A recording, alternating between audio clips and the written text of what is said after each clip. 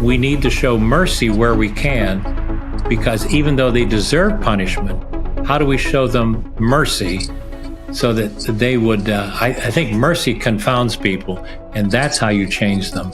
I get my hope in small acts of mercy. Welcome to Humanity 2.0 podcast. We have John Graham with us today. John, I am so excited to have you here and learn about your aspects of humanity, both in your life, but also what you've witnessed in the world. I love interviewing people of all ages and generations because there's so much in your path that we could all benefit from hearing. So I'm so excited to have you here. Welcome. I'm glad to be here. And the truth is that I need some good news right about now. And talking with you is the highlight of my day. Now, the story I want to tell you about the airline is I once interviewed a man about happiness, and he was so happy. And he said because he got to interact with people all day long, and he was an egg salesman from an egg farm. But before that, he was a flight attendant for a couple decades. And he was also a flight attendant during 9/11. And so he had witnessed so many different life events through the airlines. And his takeaway was that simple interaction between him and the customer or, the person flying, it meant the world. And so he took it upon himself to just smile and interact with them and make them feel seen and just give them this radiant, positive sunshine that just sent them on their way to their destination. So that tiny little act that he did, it must have really just changed the course of their day or their trip. But it was so big, that the outcome had to be so huge, yet such a little act. And he was just like one of the most fascinating people I'd ever met. And he had no idea about how impressive he was and how genuine, just a really stand-up human. And you come across those if you're lucky. You come across many of them if you're extremely lucky. But it's so comforting to know that those people exist, and then to understand that little tiny drop of kindness is probably, I guess, amplified in whomever he connected with. Absolutely. And even when you're on the plane, I like to sit on the aisle seat so that I can be accessible. For example, if the person in front of me is trying to lift a bag up, lifting that bag for them is a little thing, but it makes me feel like I've done something to keep the demons at bay in our culture. One of the very first questions that I love to ask our guest is, in your life experience, not considering the definition of humanity, but how would you define humanity based on your life experience? One of the reasons I spend my time in Texas is because it's predominantly Hispanic. It reminds me that I'm a minority as an Anglo. That gives me, because particularly right now, we tend to see the world in terms of whiteness in our culture. We are a small part, particularly the world culture. I work very hard at understanding Mark Twain's definition that travel, being with other people, being with different people, is the only cure for prejudice and narrow-mindedness. And that's one of the reasons I like to listen to somebody else's story. I'll give you a good example. I'm writing the sequel to my novel, and the first novel was about a young white man growing up. This one is one of the characters, and it's a black man that Daniel met. And I'm writing his story from his viewpoint, so I have to understand what it's like growing up as a black boy. But what I'm learning through my research is that white boy, black boy, they have the same feelings, same attitudes. They're the same. Mm-hmm. And it's the same story. They just happen to have a different perspective because of the cultural experiences. And right now, there's a lot of finger pointing and a lot of tribalism, we call it. And I'm hoping that maybe you and I can be a light in the darkness, and we can break down those tribal barriers with our small acts of kindness and inclusion.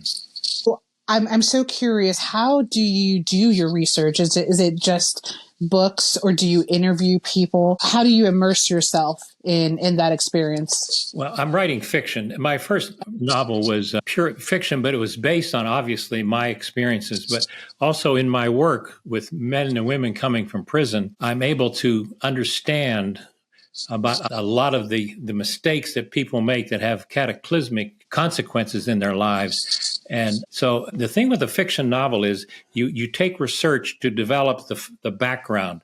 For example, I had to learn about Cleveland in 1955 to Mm. understand what Charles felt like growing up. So my research there was factual, but the story itself is fiction. And that's the universality of it, is that growing up in Cleveland, for him, is no different than Daniel growing up in Pittsburgh in 1955 in a Eastern European community where racism was rampant. The research is by and large in the people. It's from my experiences. And that's the thing I love about writing fiction, is that you're free to create. You just let let your imagination run. My characters actually take me where I'm going. Sometimes I'm surprised when I get there. What is his name? The one that you're currently writing? The first novel was called Running as Fast as I Can, and there was an event in there where an important character died, and so the sequel is called Requiem, and it follows up with these characters because that death in the first story changes the lives of everybody, and a Requiem is a remembrance, a memorial mass for the dead. So. And the idea is that when people die, they don't really die in that they're forgotten and gone. It's just that they change us in different ways.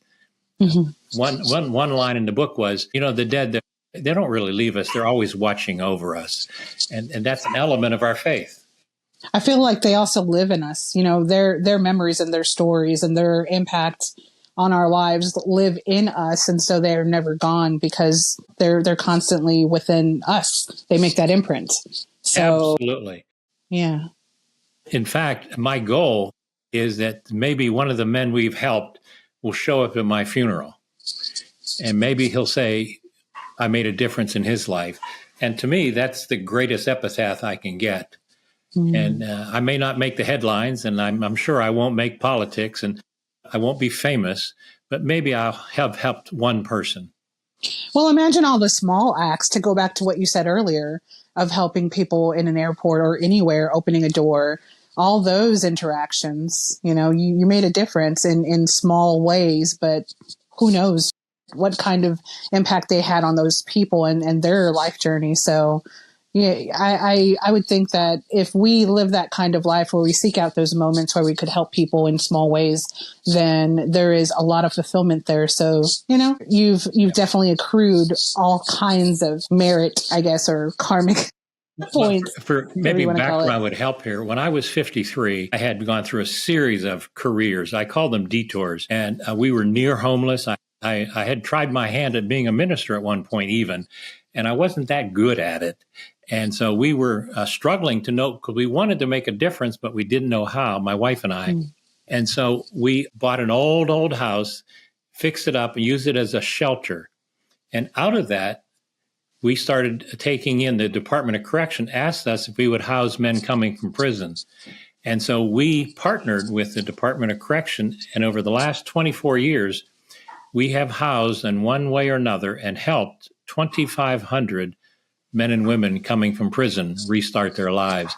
So that to me is a significant marker that instead of wallowing in my failures, I tried to turn around and help others who were they had failed in some ways too. And that to me is a great lesson of what to do with our failures. We turn them around by helping somebody else. Can you walk us through what that experience was like for you when you first received someone, and how you determined best to help them? What goes on, and what are the highs, what are the lows? Like this, what kind of summary could you give? We started off with nothing more than a vision, and we had this 140-year-old house that we were still working on. And the chaplain at the prison asked me if I would take this man in who was coming from across state from Cleveland. And for background, he was a black man coming to a predominantly rural white community. I didn't have any problem with that. I'd met the man, I knew him, and I thought it's not a big deal, because I thought the community was a normal small Ohio farm town. But when word got out that we had a felon coming into our house, the neighbors started passing petitions, and they started calling city council, writing letters to the editor. Their ordinances were passed, and it became actually quite intense. I had police protection going into some meetings. And we ended up over the next several years, because we expanded from one fellow to other fellows, but we had to sue the city 3 different times because the fear of the unknown. And nobody ever said that it was a racial issue, but in these rural white communities, race is always a factor. Oh, sure. But here's the irony. His name was Reggie. He was as afraid in the white community as the white community was of him. But the best part is that he stayed, never got in trouble again, got married, got a job, and he called me recently. And out of the blue, he said, "I just read your book." And he just wanted to tell you, "I want to tell you I'm doing well." That was to me, the first story was a success story that stuck. And that I'm glad we didn't give in to the pressure. Did you witness any kind of transformation in the community when all of this is happening? So I understand, like, you get to that boiling point where everyone is up in arms and they're wanting this away from them. But were there any moments where some people came around and embraced Reggie? Actually, there were many who took, particularly within the church community, because you'll get people more motivated because of their faith. But and a lot had to do with Reggie's personality. After his initial nervousness, he wasn't afraid to mix in, and he determined. So a lot of the credit goes to him. But what we did was I determined to not respond with the same vindictiveness. Today in politics, you see name calling, and it doesn't do anybody any good when you use pejorative terms on Facebook. And so what I tried to do was I would bring data to these meetings and say, "Here, look at the data on recidivism," and nobody listened to the data. So what I was doing at the time was writing a newspaper column, a humor column, and I would tell just fun anecdotes, like I called the Girl Scout salesgirl the devil because she was always tempting me, and I had a lot of fun. And we presented ourselves as non-threatening. And but the most important thing we did was in the winter was we made sure that not only did we clean our sidewalks, but we cleaned everybody's sidewalk on the entire block. So, and we never said a word about it, but we kept our house clean and quiet. And what we were saying, without saying it, was that we are safe. We're not a threat. And in time, the same people who waved at us with one finger now used all their fingers to say hello.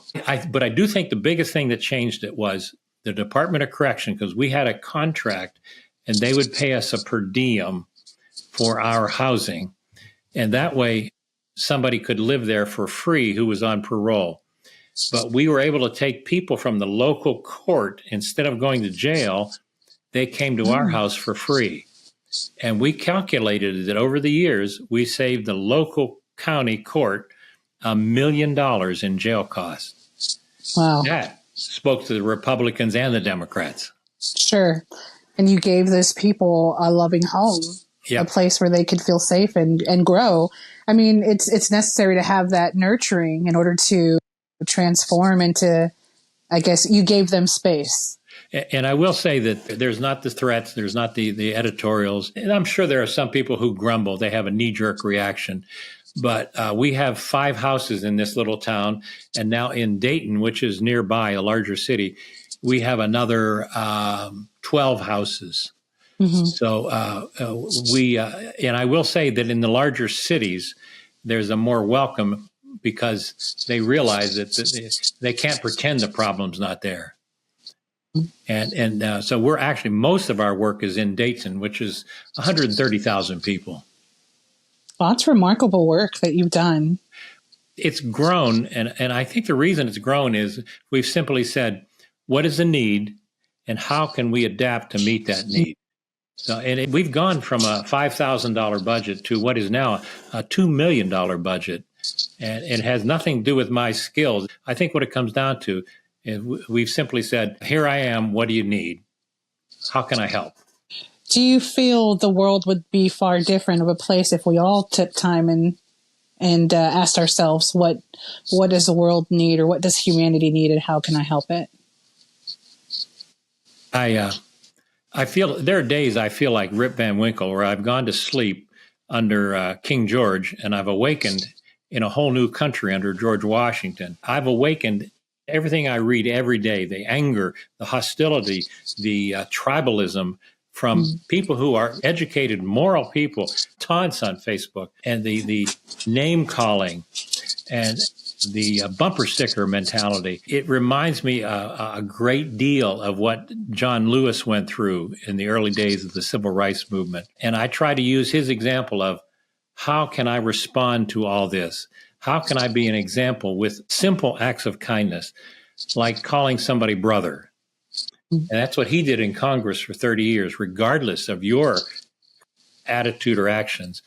And I remember that, and I try to live that. And particularly today, when I may see a comment on Facebook, and I would try to respond with a thoughtful but yet non-threatening response. I try to encourage dialogue. And Facebook has become a place where it can be very dark. So how do we light a little candle? And I have found that even these podcasts, it's a chance to talk about what is possible. It's the good news of changed lives. And I've found this is a very welcome audience for second chances that we preach. And has nothing to do with prison necessarily. I think a lot of people feel they need a second chance. It comes in the form of reinventing yourself. Absolutely. When you need to pivot, we do it all the time. We just call it different words. Absolutely. Now, I'll be candid with you, Vanessa. What really changed everything for us was the advent of meth and particularly heroin, because what happened was it went from being a city drug to being an everywhere drug. Mm-hmm. And we found that when it's your son, your grandson, your brother, your sister, when it's in your family, you tend to realize that those people are us people. And that allowed people to reconsider their attitude towards others. I feel like being able to have these conversations in this show and to take a moment to stop our lives and talk about humanity, what we could do, what we've done, where we're headed. I think that's an excellent time to reflect on what's possible. And so I think by putting this out there and having people be able to listen to these conversations, it promotes, that space for people to talk about it. And then we also have a video series where I edit moments of just amazing humanity that really needs to be seen. And by putting it out there in the world for others to see, they can receive positive content that'll, kind of makes them stop and think about, oh, hey, this is possible, or there are still humans like this. And I think that, what we ingest in the media, it has a huge impact on how we, move forward in our daily lives, but also how we proceed forward and just in general. So I'm all about creating a positive environment where people can see the goodness, but also reflect on where we're headed. I had a series of discussions with 3 different people on Facebook recently. One was one who agreed with my thinking, and the other was one who was rabidly opposed to it, and he was what I called the bumper sticker mentality. And then one who was willing to discuss, but definitely disagreed with me. And I focused in on her conversation because she went from saying, you're wrong, to we both said, I understand your position. Let's discuss this. And it was actually a reasoned response that we could see the other person's side. And I think there's hope in these discussions if we're willing to actually not repost something that is clearly inflammatory, but to ask questions and encourage people to defend their position, or not defend negatively, but to support their position. And number one, it stretches me, and I think it stretched her, and we both thanked one another at the end of the conversation. Yeah. The fact that you were open to listening to someone else's opinion that's completely opposite of yours, that's a game changer, because you didn't just turn yourself off based on the fact that she had a completely opposite opinion, but you were open to receiving that information. So that in itself is a big deal. Yeah, it stretched me because it's very easy from my position to be dismissive in a different way. I may not use the same name calling, but sometimes academics can use a different form of name calling, and we're just as guilty. So where do you see humanity going from here? Do you feel there's I guess more possibilities, or is it kind of? I feel, using a religious reference, I feel much like the apostles, and they're surrounded by the Romans, and all they're seeing is the circus where they're about to be fed to the lions. I feel like we're in a very, David Brooks would call it a tribal time, where we're seeing, I haven't seen this much animosity since amidst all the anti-war protests. I was involved in some to a degree, but mostly what we were involved with was this great, overwhelming disrespect for the government. But at least we felt there was a constitutional order, particularly in Congress. We felt at least Congress would be able to stand up against the executive, and they did. But today, I'm not convinced that that's there. And you caught me at the end of the day, so I tend to be a little more downer. But I'm not convinced that we're willing to make the hard decisions that are necessary to maintain our democracy. I'm very concerned. Worldwide, there's this move towards authoritarianism. And it goes through cycles throughout history. You had 1870, you had 1920, you had 1950, and we're seeing it again where people are embracing the strong man. And the strong man, he may support what you want today, but tomorrow he may not and likely will not. I think all we can do is light a little candle like you and I are doing today. Mm-hmm. And I write a column for Substack, and I try to present something positive and something questioning and get people thinking. Because if, like Martin Niemöller said, when they came for the Unionists, I didn't speak up because I'm not a Unionist. When they came for the Jews, I didn't speak up because I'm not a Jew. And when they came for me, there was no one to defend me. So I want to make sure that I speak up in my small way. And this podcast is one way to just cry out into the darkness that we need to be kind to one another. When you were protesting, what turned in you that said, I need to get out there amongst people and protest? Like, what changed for you where you got out there? It's hard to explain because you're half my age, but the draft was a very, very important element growing up because you would end up in the jungles of Vietnam. It was not a question. And so I remember that I was going to enroll in the Air Force as an officer, 1970, and then Kent State happened. And I was at Ohio State during those shootings, and I was involved peripherally in a protest. And the guards surrounded us. They had their guns on us. The students were antagonizing. We knew that other students had been killed that afternoon. And it was incredibly frightening and demoralizing and overwhelming emotional experience. And I immediately, when I got back to campus, I rescinded my application for the Air Force, and I applied for a conscientious objector status. The draft board threatened me with prison. And so we ended up compromising where I did 2 years of alternative service in an orphanage in Detroit.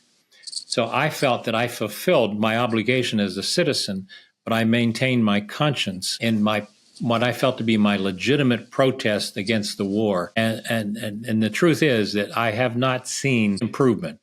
Let's put it that way.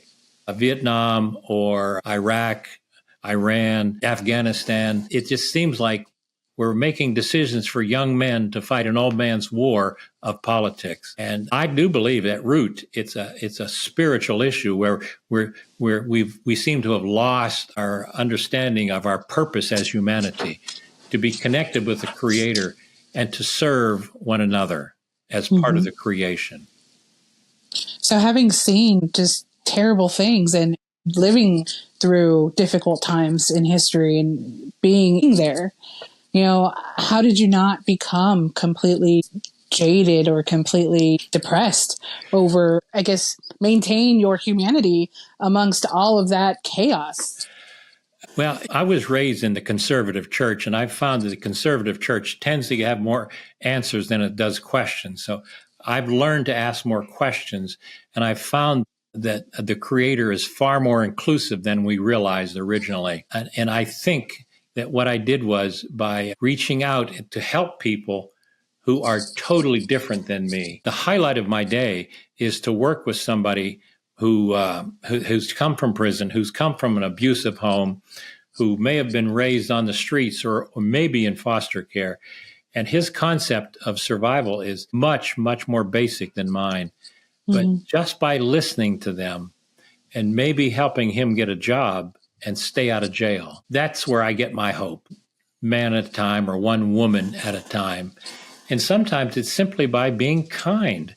And we have so much authority in our program where I could terminate somebody. I could move them out of our house for breaking a rule, and they're on the street.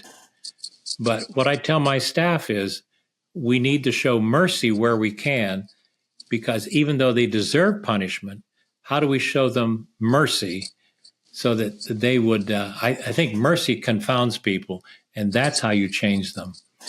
And that's where I get my hope, in small acts of mercy. Can you expand more on that?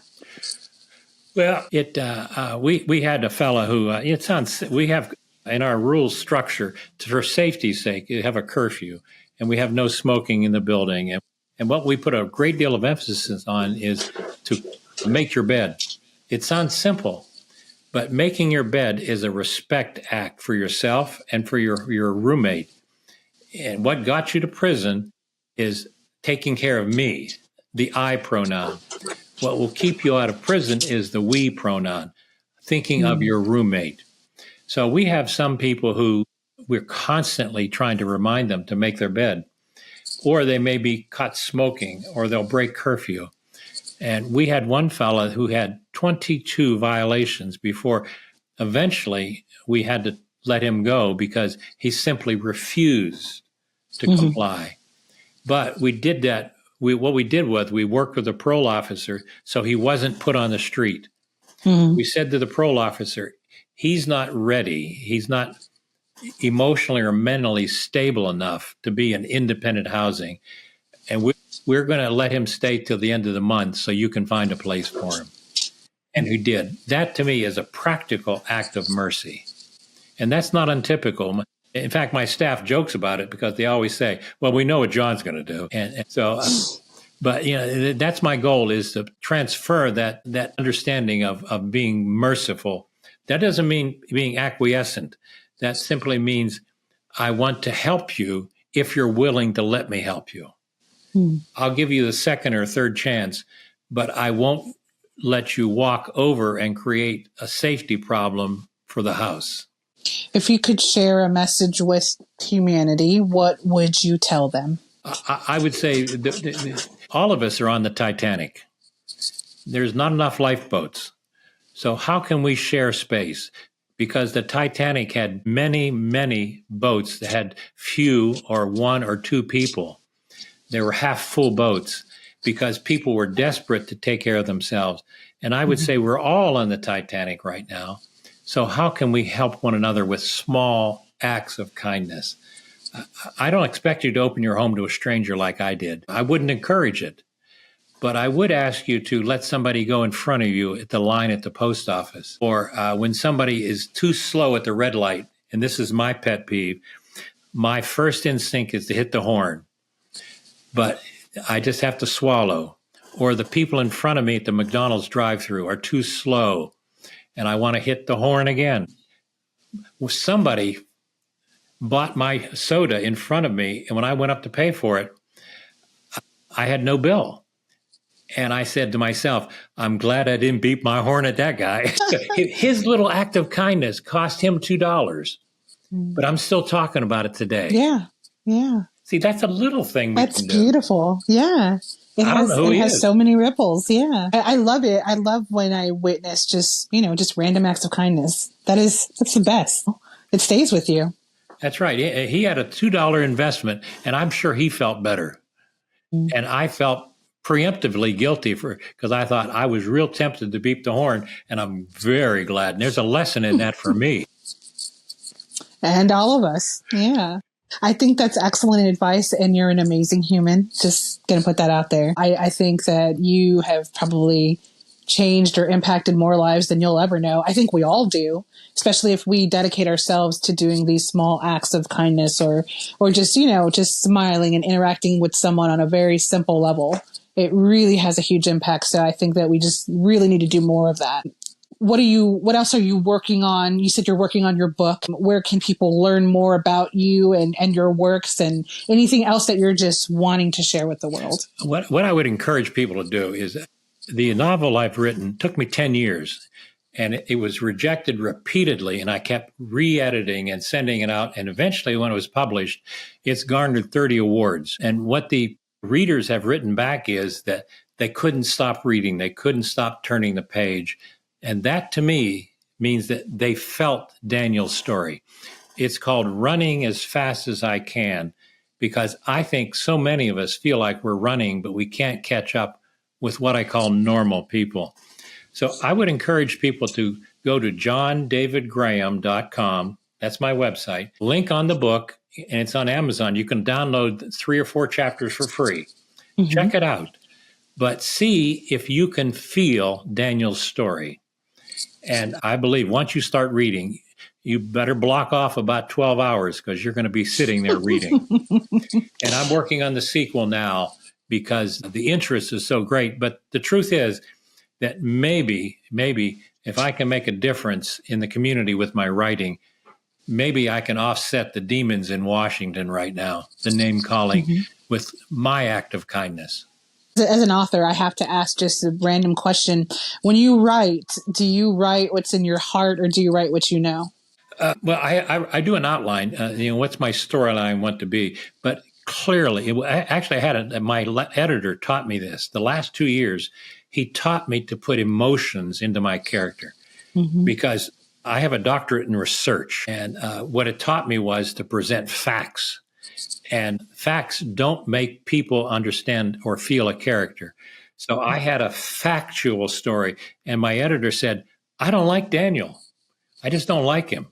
So I spent 2 years rewriting Daniel's emotions, getting them out to the point where people literally will cry when reading the ending of the book. And they identified with Daniel because they said he was so human. So I would say, absolutely, let your emotions out. Let them come out, because my wife's listening to this now. And she always says she learned more about me in my book than she ever did from talking to me, because I'm not an emotional person. Yeah, she's over there waving at me now. Thank you so much for being here and taking the time to chat with us and share your experience. I truly love when I meet people that are older than me, because there's so much life experience that we have no idea exists in you. And so being able to just hear about it, it's so important. Let me say this, Vanessa, that I was 53 when I finally found my niche. And I want to encourage people who feel like they don't know what they're going to do. They feel like they're going through the motions. As long as you're willing to try something, this was a crazy idea, but it transformed my life. It transformed my 10 staff. It transformed 2,500 residents. And I think it was the basis for the book. And we've sold 12,000 copies just in the past several months. So I think there is definitely a market, not for my ideas, but for mercy. And if you're looking for a place to express yourself, find a way to share your humanity. I think that's a great plan. I look forward to reading your book and your sequel. When is that going to come out, do you think? Well, it was hard to start writing again because writing is a lot of work. But once I started last week, 2 weeks ago, I started. And once you start flowing, I know it's going to take me a year, because I simply don't have the 10 years it took me to write the first one. So if I can get it done in a year, my publishing format is already out there. So check out the Amazon site, take a look at it, and keep your eye open for Requiem. And I guarantee you it's a page turner. Both are page turners. Well, I look forward to it. I'm going to go check out that first one today. For everyone else, we will see you guys on the next episode of Humanity 2.0 podcast. Seriously, an absolute pleasure to spend this afternoon with you, John. Wishing you the best. I hope you have a great rest of your weekend. And maybe we'll see each other in San Antonio one day. Who knows? Well, we'll probably be driving 80 miles an hour on 410. Right. Well, for me, it's like 35 back and forth, but yeah. 5's a parking lot. Yeah, exactly. So well, you never know. The two ships may meet one day, but until then, keep doing what you're doing. Your work is just so inspiring, and you and your wife are amazing humans. So thank you so much. I give a lot of credit to my wife. Trust me. Yeah, and she's not even here to hear that. Oh well, she'll hear it when the episode publishes. So there you go. Thank you so much, Vanessa.